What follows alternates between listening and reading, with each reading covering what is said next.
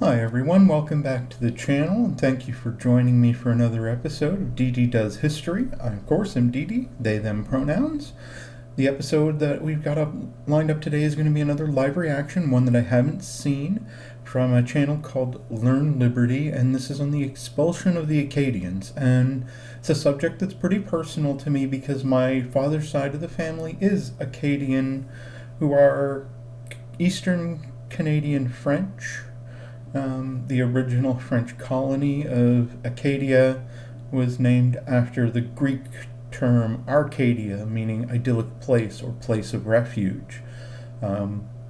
So this talks about some of the history of the Acadian people. So if you enjoyed this video, as always, the info will be in the description below, where we can go like and comment and support the original creators.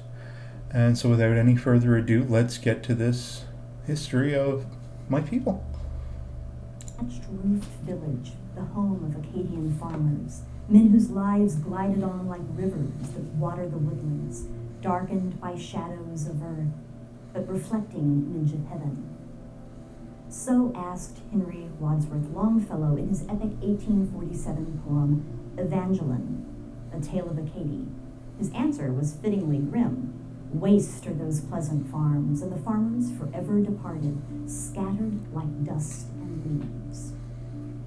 The story of the Acadians, the French colonists who in 1606 established themselves in present-day Nova Scotia, that is, prior to Jamestown, prior to Plymouth, warrants better understanding for several reasons. For one, this great upheaval, this movement, this attack on the French Acadians, after almost 150 years of living there in Nova Scotia, really qualifies as the first state-sponsored ethnic cleansing on the continent. Now, in the early 1990s, the United Nations Security Council created a commission of experts to explain exactly what ethnic cleansing is, and here's how they defined it. Ethnic cleansing is a purposeful policy designed by one ethnic or religious group to remove, by violent and terror-inspiring means, the civilian population of another ethnic or religious group from certain geographic areas. To a large extent, it is carried out in the name of misguided nationalism, historic grievances, and a powerful driving sense of revenge. This purpose appears to be the occupation of territory to the exclusion of the purged group or groups. The term definitely fits in this particular case. The British expulsion of the Acadians was a question of policy. It was thought about and designed for years. It was authorized and advanced by the highest leadership in England. It was conducted with ruthless efficiency in the effort to separate husband and wife and parents and children, as the Acadians were torn from the land that they had settled, but then also scattered all the way from Nova Scotia all the way down to Louisiana, so that their way of life was utterly irrelevant. Acadians. Why did this happen after almost 150 years of settlement of the French Acadians? Well, for one thing, there's the natural British and French antipathy. The British were the ones who took it away from people who had originally been French. There was also the fact that the Acadians flouted convention. They lived sort of outside the perimeter of state authority for a long time. They also flouted social convention by intermarrying with and living with the native Micmac. The Micmac were the native nation that already lived in the Nova Scotia region at the time. At the heart of the action, though, was the simple fact that they had created a wealthy and prospering life, and the British had guns, and it was easier for the British to raid where it had been easier for the Acadians to trade, and so the British took what the Acadians had. This was a devastating event, obviously, for the Acadians, but it started a longer trend, a trend of ethnic cleansing that continued on the continent. When I say it was a devastating event, approximately 55% of the Acadians lost their lives in the removal from this area as they were scattered all along the continent from Nova Scotia all the way down to Louisiana. It may have been the first of its kind, the state-sponsored action, but it certainly wasn't the last. In the following centuries, you see, particularly in the 19th century, in the era of Indian removal, the same process done again by the state because it could, taking private property out of the hands of private individuals and moving it to other private individuals, simply because the state had the power to do so. And it was in the state's interest to make sure that property was in the hands of its supporters and citizens. Mm-hmm. The removal era includes a number of military actions that relocated and decimated dozens of native nations. Perhaps the best known is the Cherokee Trail of Tears in 1838 and 1839, which cost the lives of somewhere between a quarter and a third of the entire Cherokee population. There's a couple of conclusions we can draw about this. The first is that the long tradition of state-sponsored theft, removal, and cultural obliteration that has existed in North America since this time, it's part of the fabric of U.S. history. In fact, it predates U.S. history.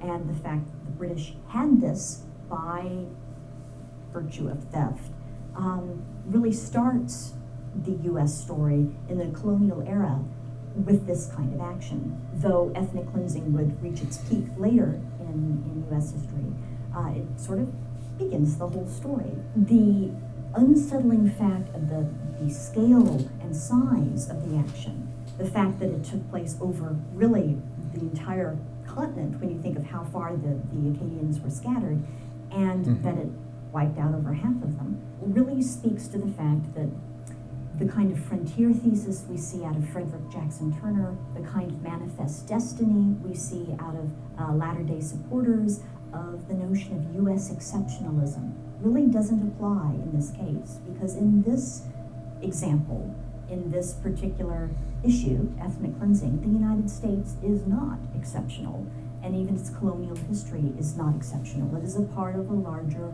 world trend of atrocities against human rights. Yeah. There is a second reason that the That's Acadian pretty much story is history. important, and in some ways I think it's the more important of the two reasons. Not only did it start a trend of ethnic cleansing, but it also marked an end to what could be an alternate history that could have developed. The Acadian example offers a different picture of how North America might have looked if this tragic event hadn't taken place. Over 150 years, the Acadians developed a culture based not on conflict and conquest, but on mutual respect and accommodation and interaction among different peoples. In other words, it was a culture based on trade and not raid. The Acadians interacted with, intermarried with the local Mi'kmaq, shared their religion. They developed a syncretic religion that combined elements of both cultures. They developed a language that combined elements from both cultures. And in fact, the name Acadia is partially taken from the French and partially taken from the Mi'kmaq. So that just reminds me that, of late I've watched a lot of native creators and their culture and things like that.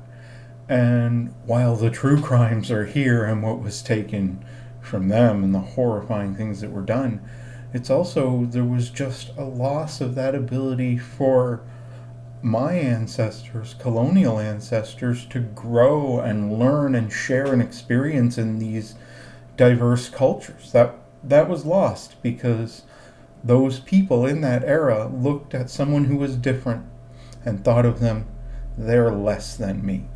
And that's heartbreaking.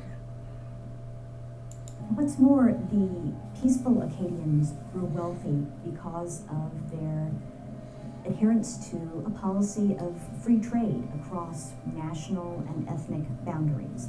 They weren't special revolutionaries in any way. They were basically just semi-literate farmers.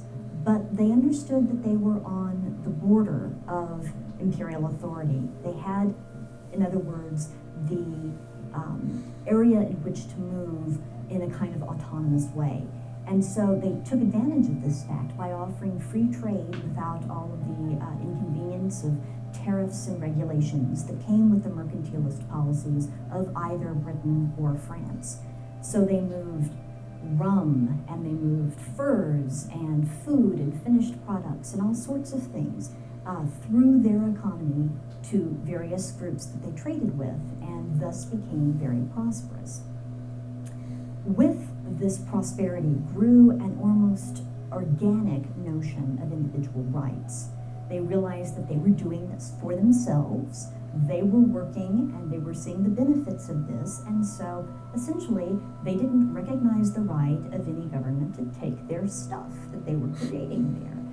At different points in time in this 150-year period, the area was sometimes considered to be part of England and sometimes considered to be part of France, and they didn't really recognize either one. They insisted on a policy of neutrality with either of those powers and other powers as well. They sidestepped officials who wanted them to state their allegiance either to Britain or to France, or to pay taxes to either one of those. In a sense, they were de facto revolutionaries ahead of their time. They weren't looking for independence. They didn't articulate it this way. They just wanted to be left alone in their peaceful homes, doing their peaceful things peacefully with all of the people they were interacting with. These unsophisticated people managed to articulate the belief that because they were doing this for themselves, they'd exercised rights, they had recognized their own liberty, that continuing to do so was their birthright, and that other powers didn't have the authority to come in and take that away from them. By common law right, they recognized what they made was theirs. The same arguments would lead the British colonies in 1776 to declare independence from Great Britain. But as I say, they didn't push their independence, the Acadians. They were just looking to be left alone. The sad thing is, they weren't. In 1755, the British decided to accept the flourishing Acadian community no longer. They effectively destroyed this ultimate vision of how North America could have unfolded, how its history could have been told. So a French community of up to 18,000 people, intermarried with and part of also the local Micmac culture, was forcibly removed and scattered, again, from Nova Scotia all the way down to Louisiana, with the sole purpose of taking the property that had been Acadian and redistributing it to British individuals, and also to eradicate the very way of life that they had developed, so that literally they could not come back together anywhere else on the continent. What we have here then is proof that the North American story wasn't written in stone in 1492. It wasn't written in stone in 1607. There was a different way that the story could have gone if tolerance and trade could lead to generations of peace and prosperity. If people had acted more like the French Acadians and less like the nationalistic British. I recommend John MacFarrager's A Great and Noble Scheme as an excellent book on the subject if you would like to know more.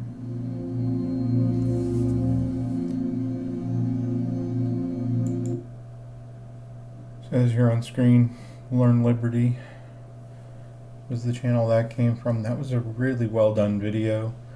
I don't know that I have anything more to add to it, but thank you so much for watching. If you enjoyed this, like the video, leave a comment of what you might like to see.